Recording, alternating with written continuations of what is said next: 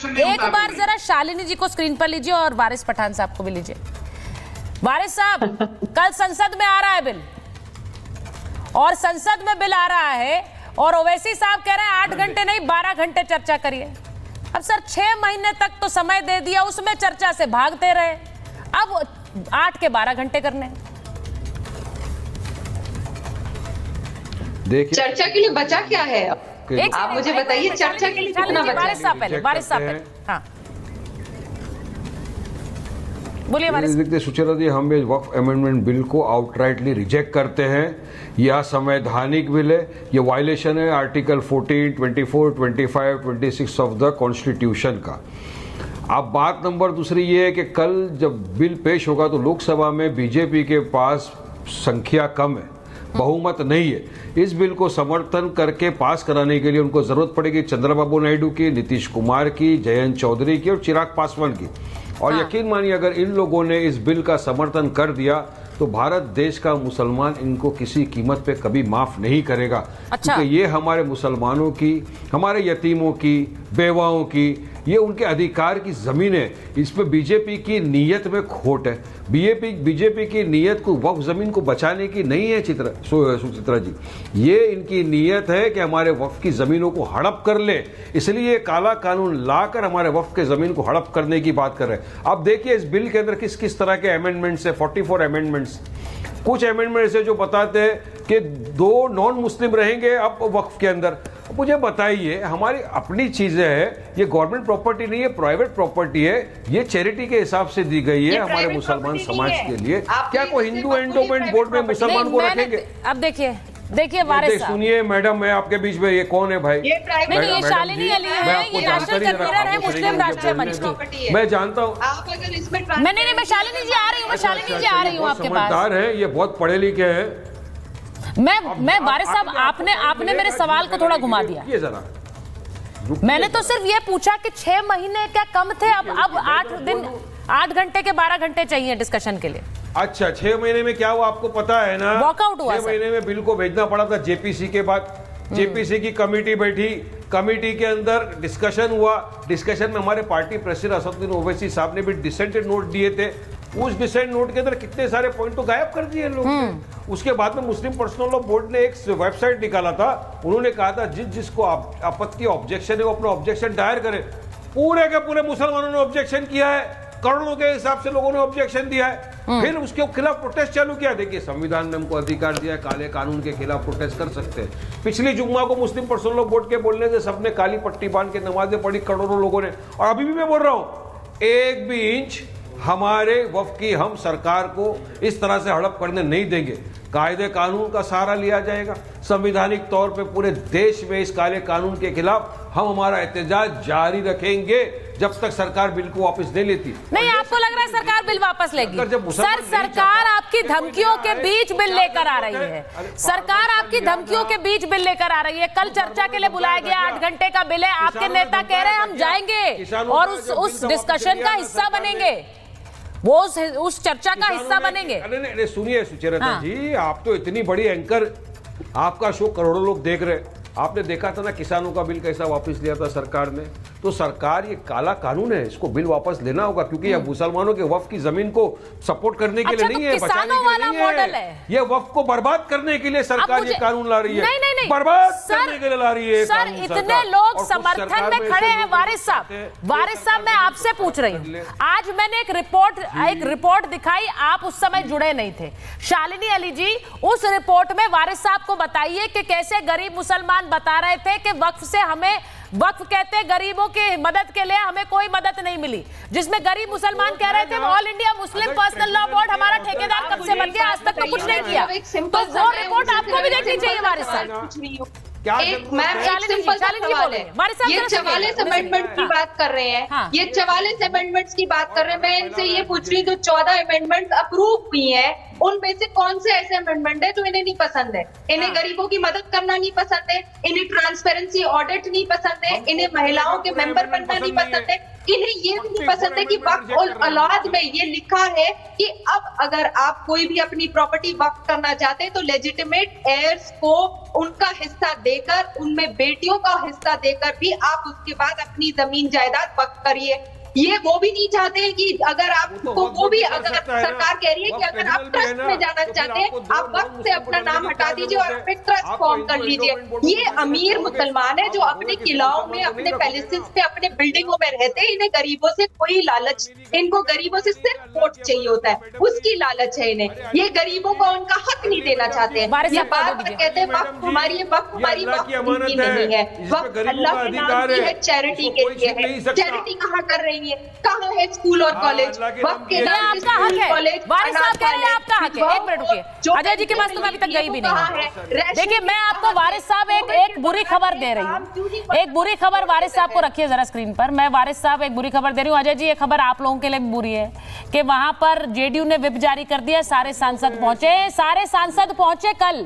वारिस साहब, टीडीपी ने कह दिया ये मुसलमानों के हक में है बिल, ये उनके हम समर्थन में है, इसीलिए इस बिल के समर्थन में है। तो ये खबर आपके लिए बुरी खबर है।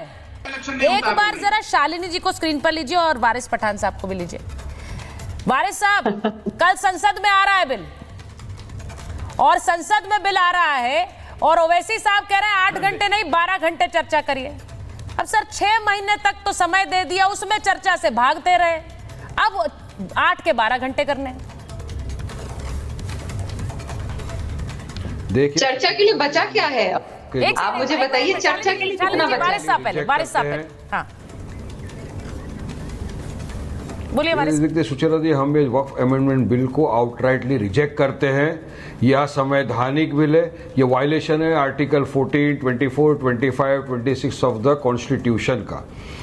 अब बात नंबर दूसरी ये है कि कल जब बिल पेश होगा तो लोकसभा में बीजेपी के पास संख्या कम है, बहुमत नहीं है। इस बिल को समर्थन करके पास कराने के लिए उनको जरूरत पड़ेगी चंद्रबाबू नायडू की, नीतीश कुमार की, जयंत चौधरी की और चिराग पासवान की। और यकीन मानिए अगर इन लोगों ने इस बिल का समर्थन कर दिया तो भारत देश का मुसलमान इनको किसी कीमत पे कभी माफ नहीं करेगा। क्योंकि ये हमारे मुसलमानों की, हमारे यतीमों की, बेवाओं की, ये उनके अधिकार की जमीन है। इसमें बीजेपी की नीयत में खोट है। बीजेपी की नीयत को वक्फ जमीन को बचाने की नहीं है सुचित्रा जी, ये इनकी नीयत है कि हमारे वक्फ की जमीनों को हड़प कर ले, इसलिए काला कानून लाकर हमारे वक्फ के जमीन को हड़प करने की बात कर रहे हैं। अब देखिए इस बिल के अंदर किस किस तरह के अमेंडमेंट्स है, 44 अमेंडमेंट्स। कुछ अमेंडमेंट्स है जो बताते हैं कि 2 नॉन मुस्लिम रहेंगे अब वक्फ के अंदर। मुझे बताइए, हमारी अपनी चीजें हैं, ये गवर्नमेंट प्रॉपर्टी नहीं है, प्राइवेट प्रॉपर्टी है, ये चैरिटी के हिसाब से दी गई है हमारे मुसलमान समाज के लिए। क्या कोई हिंदू एंडोमेंट बोर्ड में मुसलमान को रखेंगे? अब देखिए वारिस साहब, सुनिए मैडम, मैं आपके बीच में, ये कौन है भाई? नहीं, ये शालिनी अली है, ये नेशनल कन्वीनर है मुस्लिम राष्ट्रीय मंच की। मैं जानता हूँ। आप अगर इसमें मैं शालिनी जी आ रही हूँ, आपके पास। समझदार है, ये बहुत पढ़े लिखे हैं। मैं वारिस साहब, आपने मेरे सवाल को थोड़ा घुमा दिया। ये जरा मैंने तो सिर्फ ये पूछा कि 6 महीने क्या कम थे? अब 8 घंटे के 12 घंटे चाहिए डिस्कशन के लिए। अच्छा, 6 महीने में क्या हुआ आपको पता है ना? वॉकआउट हुआ। 6 महीने में बिल को भेजना पड़ा था जेपीसी के बाद। जेपीसी की कमेटी बैठी, कमेटी के अंदर डिस्कशन हुआ। डिस्कशन में हमारे पार्टी प्रेसिडेंट असदुद्दीन ओवैसी साहब ने भी डिसेंटेड नोट दिए थे। उस डिसेंट नोट के अंदर कितने सारे पॉइंट तो गायब कर दिए लोगों ने। उसके बाद में मुस्लिम पर्सनल लॉ बोर्ड ने एक वेबसाइट निकाला था, उन्होंने कहा था जिसको आपत्ति ऑब्जेक्शन है वो अपना ऑब्जेक्शन दायर करे। पूरे के पूरे मुसलमानों ने ऑब्जेक्शन किया है, करोड़ों के हिसाब से लोगों ने ऑब्जेक्शन दिया है। फिर उसके खिलाफ प्रोटेस्ट चालू किया। देखिए संविधान ने हमको अधिकार दिया है, काले कानून के खिलाफ प्रोटेस्ट कर सकते हैं। पिछली जुम्मा को मुस्लिम पर्सनल लॉ बोर्ड के बोलने से सबने काली पट्टी बांध के नमाजें पढ़ी, करोड़ों लोगों ने। और अभी भी मैं बोल रहा हूं, एक भी इंच हमारे वक्फ की हम सरकार को इस तरह से हड़प करने नहीं देंगे। कायदे कानून का सहारा लिया जाएगा। संवैधानिक तौर पे पूरे देश में इस काले कानून के खिलाफ हम हमारा एहतजाज जारी रखेंगे जब तक सरकार बिल को वापस नहीं लेती। नहीं, आपको लग रहा है सरकार बिल वापस लेगी? सर, सरकार आपकी धमकियों के बीच बिल लेकर आ रही है। सरकार आपकी धमकियों के बीच बिल लेकर आ रही है। कल चर्चा के लिए बुलाया गया, 8 घंटे का बिल है। आपके नेता कह रहे हैं हम जाएंगे और उस डिस्कशन का हिस्सा बनेंगे, वो उस चर्चा का हिस्सा बनेंगे। सुनिए सुचेता जी, आप तो इतनी बड़ी एंकर आपका शो करोड़ों लोग देख रहे हैं। आपने देखा था ना किसानों का बिल कैसा वापस लिया था सरकार ने। तो सरकार, ये काला कानून है, इसको बिल वापस लेना होगा, क्योंकि यह मुसलमानों के वक्फ की जमीन को सपोर्ट करने के लिए नहीं है, बचाने के लिए नहीं है। ये वक्फ को बर्बाद करने के लिए सरकार ये कानून ला रही है। नहीं, बर्बाद करने के लिए ला रही है सर। इतने लोग समर्थन में खड़े हैं। वारिस साहब मैं आपसे पूछ रही हूँ, आज मैंने एक रिपोर्ट दिखाई, आप उस समय जुड़े नहीं थे। शालिनी अली जी, उस रिपोर्ट में वारिस साहब को बताइए कि कैसे गरीब मुसलमान बता रहे थे कि वक्फ से हमें, वक्फ कहते गरीबों की मदद के लिए, हमें कोई मदद नहीं मिली, जिसमें गरीब मुसलमान कह रहे थे all India Muslim personal law board हमारा ठेकेदार कब से बन गया, आज तक तो कुछ नहीं किया। तो वो रिपोर्ट आपको भी देखनी चाहिए वारिस साहब।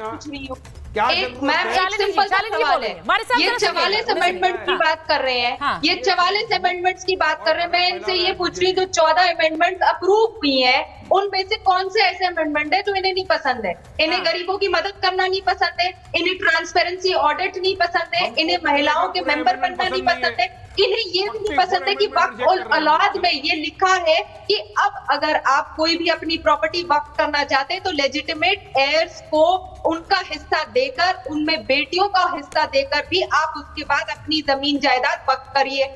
ये वो भी नहीं चाहते हैं कि अगर आपको वो भी, अगर सरकार कह रही है कि अगर आप ट्रस्ट में जाना चाहते हैं, आप वक्त से अपना नाम हटा दीजिए और अपने ट्रस्ट फॉर्म कर लीजिए। ये अमीर मुसलमान है जो अपने किलाओं में, अपने पैलेसेस में, अपने बिल्डिंगों में रहते हैं। इन्हें गरीबों से कोई लालच, इनको गरीबों से सिर्फ वोट चाहिए होता है, उसकी लालच है इन्हें। ये गरीबों को उनका हक नहीं देना चाहते हैं। ये बार बार कहते हैं वक्त हमारी, वक्त हमारी वक्त नहीं है, वक्त अल्लाह के नाम की है, चैरिटी के लिए है। चैरिटी कहाँ कर रही है, कहाँ है स्कूल और कॉलेज? वक्त के नाम आपका हक है, वारिस साहब कह रहे हैं आपका हक है। एक मिनट रुकिए, अजय जी के पास तो मैं अभी तक गई भी नहीं। देखिए, मैं आपको वारिस साहब एक बुरी खबर दे रही हूँ, एक बुरी खबर वारिस साहब को रखिए जरा स्क्रीन पर। मैं वारिस साहब एक बुरी खबर दे रही हूँ। अजय जी, ये खबर आप लोगों के लिए भी बुरी है कि वहां पर जेडीयू ने विप जारी कर दिया, सारे सांसद पहुंचे कल। वारिस साहब, टीडीपी ने कह दिया ये मुसलमानों के हक में है बिल, ये उनके हम समर्थन में है, इसीलिए इस बिल के समर्थन में है। तो ये खबर आपके लिए बुरी खबर है।